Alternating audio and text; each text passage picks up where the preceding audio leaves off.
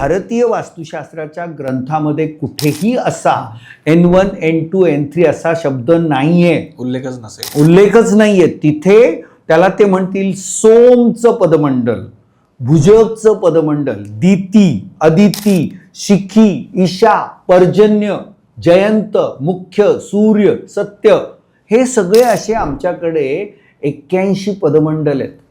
म्हणजे कुठल्याही वास्तूचं, आता आपण इथे बसलोय ना स्टुडिओचं, याचे आडवे 9 भाग करता येतात, उभे 9 भाग करता येतात, आणि मग ते 81 जे चेंबर्स आहेत ते 81 पदमंडल आहे. ओके. पण ते काय आहे ना, चायनीज फेंगशुई मध्ये N1, N2, N3 हे आहे. पण अशा पद्धतीने चायनाच्या याच्यामध्ये आपल्या भारतीय वास्तुशास्त्राला कलुषित केलं जात आहे, भ्रष्ट केलं जात आहे.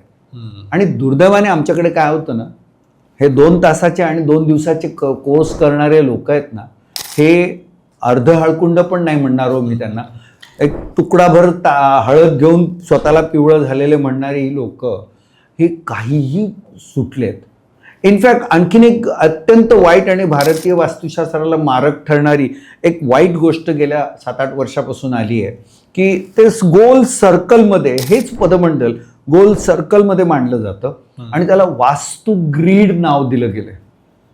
आता हा वास्तू ग्रीड नाहीये, हा ग्रीड शब्द सुद्धा चायनीज फेंगशुई मधला आहे.